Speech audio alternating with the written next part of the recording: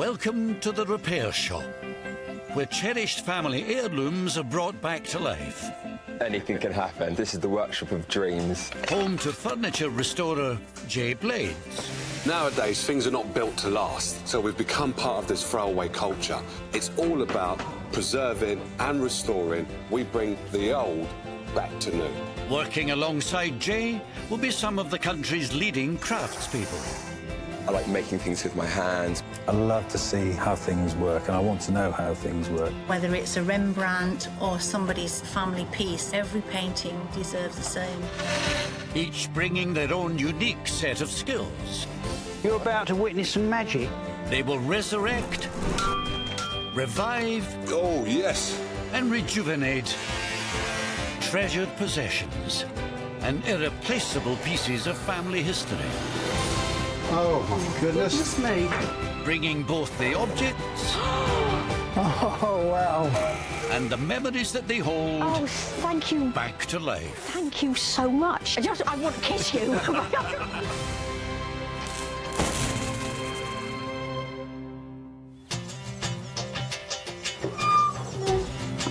In the repair shop today, timepiece tinkering is on hold as clock restoration expert Steve is called up to work on a vintage telephone.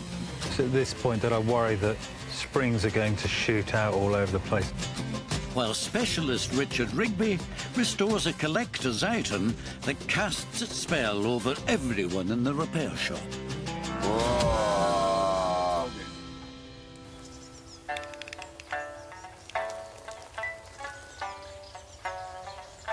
So what we're waiting for today? We've got a customer coming. Something for me? You're keen, aren't you? Well, yeah, Oh, you're it's not something keen, for you then. Yeah, yeah. First, Furniture Dream Team Jay and Will are standing by to meet Helen Smith from Herefordshire. Hello. Hello. How are we doing? I'm fine, thanks. So here it is, yeah? It's here. Okay. All right, we'll get this out. Lovely. I'll lead the way. Lead the way. Yeah. So, what is it? It's a piano stool for two people. A piano stool for two people? Is it all right to lift it up and have a look? Ooh. So what's the history behind this one then? This belonged to my grandmother. I was actually born in the room that this lived. So I've known this all my life. On my grandmother's death, she left it to my sister. Yeah. And my sister had a big puppy. Okay. And the puppy going through his chewing phase. Wow. Okay. Was that in one setting? Or... No, I should imagine, because the piano's also had a little nibble, but Really? no. Wow. not He as had a bad nibble as at a piano. Wow. Yeah. He couldn't play the tune, so he thought he'd have a nibble. Have a nibble. And then I see that it's got, like, this tapestry on top. Yeah, Gran did that. Gran did that. Yeah. I see it brought a smile to your face. Yeah. That's in an amazing condition. That is, actually. I mean, considering The top. when you look at everything else. Yeah. Yes, it was lucky to get away with it, I think. Perhaps it didn't taste as good as the wood. Right. Helen's grandmother, Enid Ruth Wicks, honed her musical skills on this piano. My grandmother was a very keen pianist. She was very good, although she would say that she was competent. She was a member of the Royal Academy of Music, played in concerts for the BBC. I think when you inherit or you have an heirloom in your family, there's a responsibility to look after it as best that you can. And at the moment, I'm not fulfilling that responsibility. So, Will, what do you reckon? Do you know anything about the age of this? Have you seen stuff like this before? It looks sort of like typical arts and crafts furniture, 1890s, 1910. Really nice piece. With the bass, I'd like to use this. Oh, yeah. Yeah. That'd be brilliant. I say that now. When I start working, what am I doing? I'm honoured to be working on something like this. So, as soon as we've got it repaired Yes. and looking fabulous again, Yes. we'll get back to you. Lovely. okay? Thank you very much. All right. Thank you. Lovely, thanks so much. Thank you. Cheers, bye-bye. Bye. That's amazing. I know dogs go through a chewing phase, but that is... Well, at least he left us something. He left us a clue. Yeah. Because we learnt to play the piano with my grandmother, it's a family piece, so, yeah, I'm really excited about seeing what they're going to do. What are you going to do with the fabric and with the top? Basically, it has to fit perfectly because, as you can see here, the corner is coming out because this is too tight. It won't fit in there perfectly. Why is that too tight? I think what might have happened is they've just covered over an original fabric on top of there, but I won't be able to tell until I've taken it off. Well, I'm working out who has the most amount of work with this job. Definitely me, It obviously. always seems to be me. It's always me. And then you walk over and say, is that ready yet? 5 course, minutes. of course. Make a cup of tea. Well, you've got to Have make a some tea toast. and get on with it, because I'm off, mate. You've got to lift that over by yourself. I've got gosh. a heavy bit. I like a challenge, James. All right?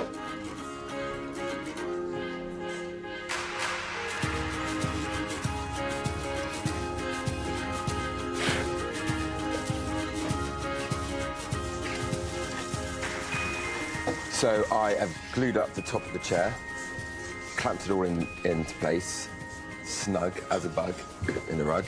The beading on the back is near enough all intact, whereas round the front and the sides were flaking off.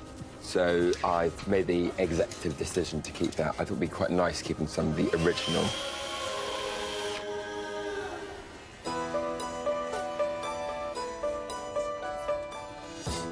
From wood to brass, ceramics or stuffing, It comes. whatever the material, the repair shop team use their years of experience to lovingly restore it. The next customer dialing 999 for an antiques emergency is Helen Kent. Hello. Hello, how we doing? I'm fine, thank you. How are you? I'm very good. What have we got here, then? It's an old daffodil telephone. A daffodil telephone? Yes. OK. The person you need to see, then, is Steve. Steve, got one for you. Thank you very much. Have a look at this. Thank you. No problem. Steve may be the repair shop's clockmaker, There you are. Let's have a look at this telephone. but he's also the go-to guy for most of the mechanical curios that arrive through its doors. Tell me a bit about its history. Well, I don't know where it started its life, but it came to me when I was very early married, and so I've had it since the very early 60s. Also known as a candlestick or stick phone, this model dates from the mid-1920s. You'd think about all the calls it's made in its life. Absolutely. That's incredible. Yes, yes. I mean, it functioned when I was first married and I was a community midwife. Oh, really? Not very convenient because, of course, you've got to hold the daffodil and the earpiece, not like today. Yes, of course. Oh, I hadn't It's thought about that. two-section thing. Unless you Yeah. do it like this. So you pick the phone up and put that thing to your ear. So what's wrong with it? The dial doesn't go round anymore. Or you can make it go round, but I... No, it only just Yeah. it doesn't really go Yeah. around at all. It's as if it's all seized up. But I love the challenge of doing something like this. Leave it with me, and I'll see how I get on. OK. OK, thank you for bringing it in. Thank you. Thank you very much. Bye-bye now. Bye-bye. If Steve can make it work, so much the better. But so long as it just looks nicer, and the fact that my grandchildren would be able to play with it and get the sort of pleasure from it that my children had from it, that would be wonderful.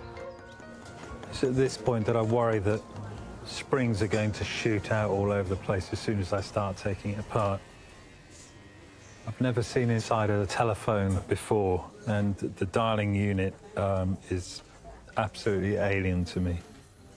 The dial has gone back to a point which it shouldn't, because it looks as if it's been forced the wrong way, and that might have caused some damage, so I'm hoping that it might be a simple fix. But hold the line, Steve. Woodwork whiz kid Will wants a second opinion on salvaging the damaged piece of wood from the piano stool. So I was thinking something more like that. So that's the old piece there, that's the new piece. What do you think? Why are you doing this? I thought that it would be nice to keep some of the original. Okay. And once I've set that into there or spliced it on, I'll replicate the same pattern along the rest of the beam. There's going to be a weakness. Yeah. That's why I was going to down and to give a bit more strength.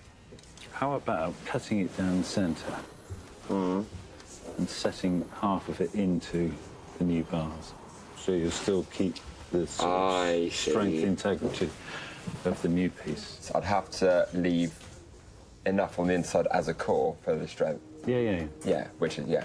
And then draw these out. Yep. That's a good idea. That's why I asked you over, Steve. Yeah. He's the brains of the family, isn't he? Yeah, well, he's got, you know, years of me, hasn't he? So.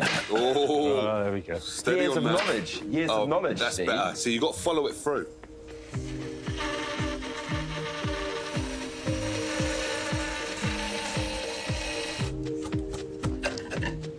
Meanwhile, Jay is more concerned with avoiding a saggy bottom. I'm putting in webbing into the bottom of the frame, which is basically the foundation. It's what's going to allow someone to sit on top rather than falling straight through. When you get it at the right note, then you know that's when you need to staple it, because that there's no sound, no stability, it goes straight through. So, it's that's nice. Sounds like a bass, double bass. Boom, boom, boom. That one. I think that we should turn it into like a family band, Jay. A family band. Yeah. I'd like to be on the drill. Oh, that does sound nice. You up for some of that, Kirsten? Maybe lead vocals? And I know Steve's got something. He's got something to do with this. Yeah, Steve's on the cut. He's on the There cut. we go. There we go. We're going on gonna go tour solo. next week. Lovely. Great. Smashing. Super. Musical ability aside, when it comes to transforming the unloved and unusable back to the glorious objects they once were, this talented team share a wealth of skills and know-how. And next in line for the repair shop treatment, Judith Barrett and her son Ben from Oxfordshire. How are we doing?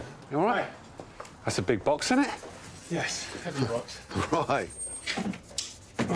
I like this already. What is it, anyway? Well, inside there's a magic lantern. There's a magic lantern. Oh, wow. Oh, God blimey, this is heavy, isn't it? Magic lanterns were wildly popular in wealthy households of the Victorian era, projecting pictures onto walls to enthrall and entertain. That's the bit that needs fixing. That is a bit... Richard Rigby is an expert in these fascinating items, and if anyone can restore it, he can. Oh, wow. Oh, this is a nice, exciting project. You've got a lovely machine there. Good. You couldn't have bought a better one. Oh, excellent. So, do tell me about this. How's it been in your family? How long has it been there? And just the history behind it. Long before I was married, I got very interested in bits of antiques, much to my parents' dismay, and I bought this. And I just took it home, and then I married, had a family, and started to show them to the... He was... Small. Very small. And when they get married, then they have children. They've been rather on at me to get the show out for the little ones, the younger ones. What I thought was that, you know, when we were kids and we watched it, we loved it. So it would be really fun to try and get it working again and give them a show with it. So, if you leave the lantern with us, Richard's going to work his magic on the magic lantern, and we'll get back to you once it's fully restored. Thank you, Richard. Looking forward to that. I'll do my best. Thank you. Cheers. Bye-bye. Take care. The family will be pleased because I've been being nagged by the older children to let their children see it, but I've been so worried about it being a bit rusty and very delicate that I think now we will be able to, and they'll all be able to have it, and it'll be good fun. So, Richard, we best get this on your bench and hopefully get it fully restored so the children can actually enjoy something that's 100 years old and something that their parents enjoyed as well. That's right, and their grandparents. So you ready for this? I am. I'll carry the heavy bit. Okay. That's me, yeah? Thanks a lot. I love to improve things. Simple as that. And I hate waste. I hate old, wonderful old machines being destroyed or skipped. It's just wrong. But to renovate this complex machine fast, Richard's going to need the help of everyone in the repair shop. First in focus, mechanical mastermind Steve. This is right up your street and not up mine. Go on. This is what we call the flasher. Thank you very much. At some stage, it's been replaced by a piece of tin can that you can still see the curve to. Oh, right, OK. What I'd like to do is take that off and make a new circular piece. In brass. Yeah, I can do that. Yeah? Yeah. All right, leave that with me. Thank you. While Richard starts work on the magic lantern, Will is applying finishing touches to the arts and crafts piano stool. Almost happy with this now. Just want to try this in there. Already, that looks amazing. Happy days. Yeah, cool. Lovely. All right. Jay just needs to recover the seat before Helen returns to be reunited with her grandmother's renovated stool. Hello, Em. Hello, how are you? How are you? Very well, thank you. No, nice to see you. I can't wait to see this. It looks like, and feels like... All right. No, touch it, Don't touch it. No touching. Right it. All right. So you ready? Yeah, You sure? yeah. Oh, wow.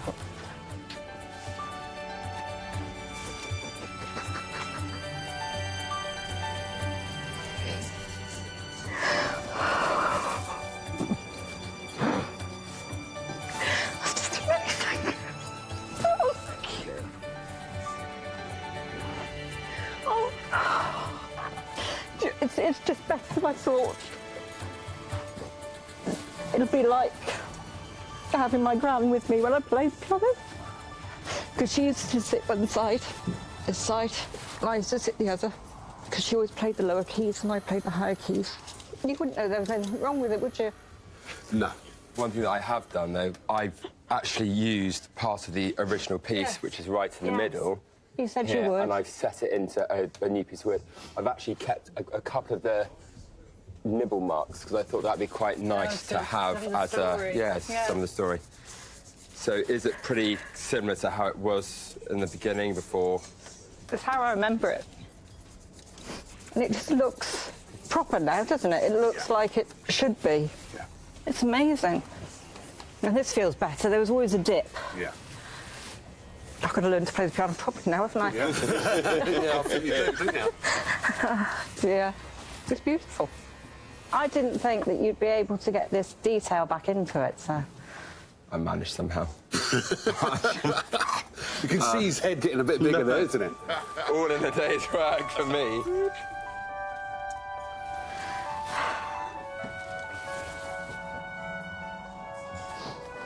I don't think you realise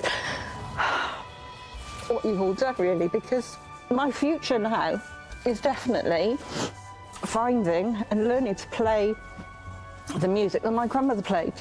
So thank you so much. No, thank you.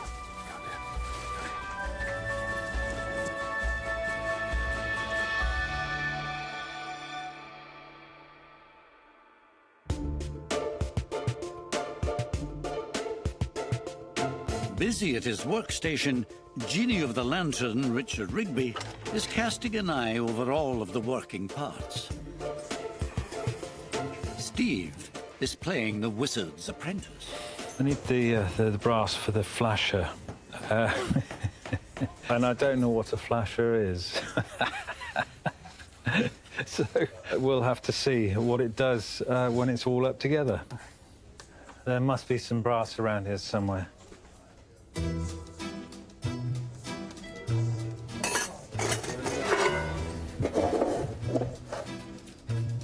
I need a disc of brass. A disc of brass? Yes. Why would I have a disc of brass for? I'm a woodman. Jay, you haven't got any, have you? Hold on. Nah, I've used it all. You must have something. Oh. Don't come scrounging over here. You've got stuff over there, Steve. I know you have. I've seen it. Seen it. Look, Steve, look, no, I've got nothing. What have you got in your drawers? No, I've got nothing in there, mate. Nothing. It's all, Don't show all your drawers. it's all locked up, man. It's all locked up. Everything's locked. I could let you have that. That'll get you away from there and stop scrounging. Right? Is that all right? Have you got any thinner? Oh, come on. Come on.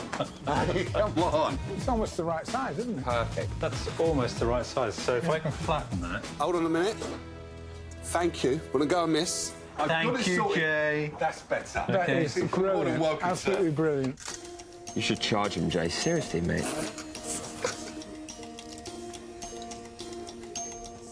We're going to just try and get it back to its how it appeared originally. The non-brass parts need blacking.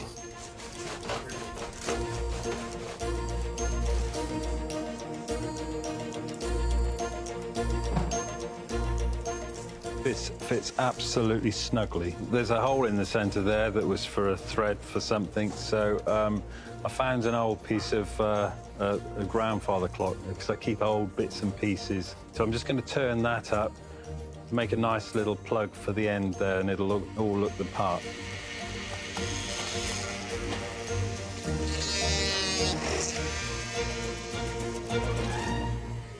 How we doing, Richard? Cool, All right, blimey. Jay, how are you? I'm good. You stripped it apart, ain't you? I have. You've been busy. The big problem was that she hadn't enough light coming through to make it work nicely. We're going to use an LED. But how is that going to be powerful? Well, you wait and see. It's incredibly powerful. This is what we're going to fit. This is made to my own design. So this is going to go inside there? That's going to go inside there. And then the LED light bulb goes in there, yeah? Yeah. Lantern has always had the very latest light. Right. Doesn't matter when the lantern was built, Yeah. a lanternist will use the latest available light. That will then go in there, through the condenser, Yeah. through the lantern slide, Yeah. into the objective lens, Yeah. and then be adjusted to perfection. Well, I'll let you crack on then. Thank you.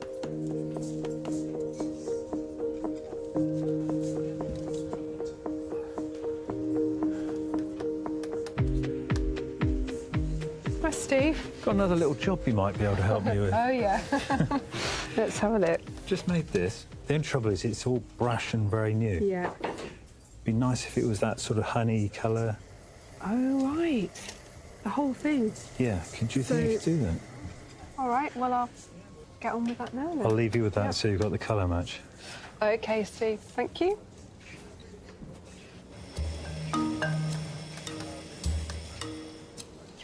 Brass task handed over, Steve can return to his workbench to finish repairing the 1920s daffodil phone. I've identified the problem with it. Basically, there's a nylon bearing that's worn out, and I can't actually put a new nylon bearing into the place that it should be. So what I've done is, to compensate, I've put a couple of washers in place, and it actually works. That turns around the full way, and it does go back. Although it's slowly, it works, and it stops at the right position. I'm going to put it back together again, and then I'm going to clean up the rest of it and polish it all, and it'll all look lovely.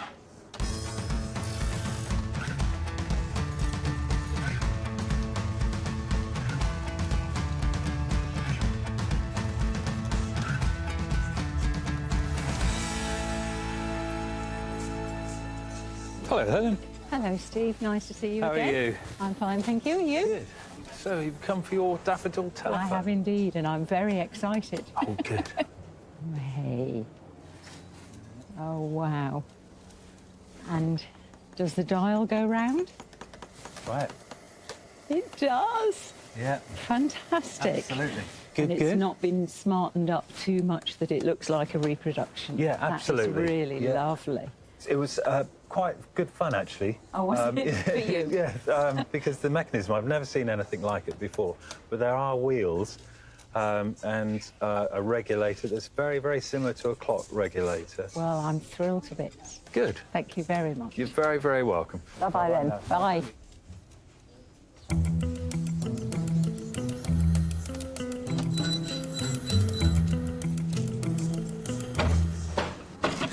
And there you go. Amid the bustle of the workshop, the repair of the magic lantern has turned into a real team effort. How we doing? All right. You've got the light it's coming on. Well, yeah, I have. If you look in here, this is a... Have you broken it? Oh, no, you haven't broken it. Is it meant to come out like that, then? Yeah, it's Oh, ubiquitous, okay. you see. Yeah. So you're clever, aren't you? Well, Yes, you are. it's Come very on. simple.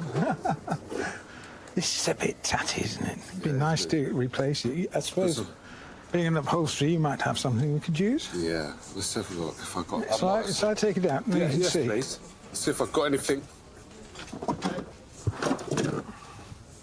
All right, we've got two versions. We've got a clean one and a dirty one. Which one do you want? Well, let me see. That's a difficult decision. It is, isn't it? I'll tell you what, let's go for the new one. You go for the new one, a non-dirty one. The non-dirty one. All right. It's not black, but No. it's... In fact, it's rather nice. Yeah? Yeah. Brown velvet. Lovely, Oh. lovely match for the That's it. mahogany in the side changer. Cool. Wonderful, wonderful. So it's all right to take that? Yes, please. And then carry on. And you sure I can't tempt you? Really? All right. Silly boy. They say that many hands make light work, and whilst Kirsten lacquers the brass flasher to give it antique patina, Jay is on point with his needlework. Oh, that's much better, isn't it? Fantastic. There we go, Richard. Ah, Steve, thank you. Oh, look. How's that? Isn't that beautiful? Oh, wow. That's going to be perfect. For my little contribution... Oh, you've done it. Oh, got that. excellent. Now we can really get on. Yes. Now, you did put hole I did. inside to get this down, haven't you? Now you say that, hold on a minute. Yeah, I did. I'll stick it on there then. Do you want to put it on? Yeah. Nice bit of needlework there. It is a bit, isn't it? Oh, you're a craftsman. I am a craftsman. It's a historical magic. If you can imagine, before we had the magic lantern, the only pictures the average person would see was either in church or in a big house. And then to suddenly find pictures appearing on walls, whitewashed walls or a sheet of muslin, it was just magic, and they called it magic. I like the flasher, look at that. This is the house that Jack built. OK, cool. Well, I hope Judith and Ben enjoy it as much as I have, and their children. This is the special one. Whoa. There's artificial fireworks. You can see why, can't you? You'll get that. I'm getting motion sickness. Didn't we? Nice to think it's going back 3 generations.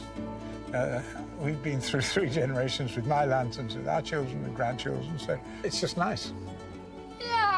What? What was that? Yeah. Oh, it was tough. Oh, look at that. It's a dove. No, it's a dove.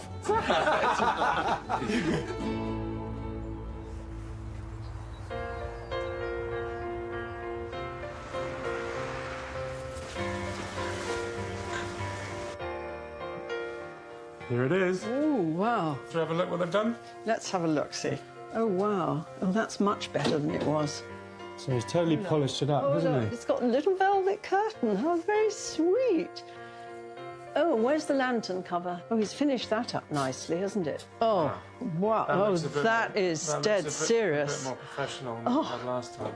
Very modern. My goodness me. There you go. Is there something to sit it on? Yeah, it's magnetised, so it attaches itself to the good bottom. gracious. This flips up and down properly now. Oh, he's really done a fantastic job. It looks ready for a show. Should we set it up? It'll be very interesting to see what they think, won't it? Magic Lantern versus iPad. Let's see which wins.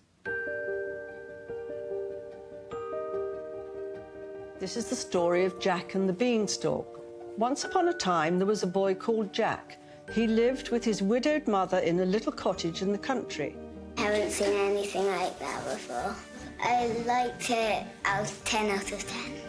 The giant was huge. Fee, fi, fo, fum. I smell the blood of an Englishman.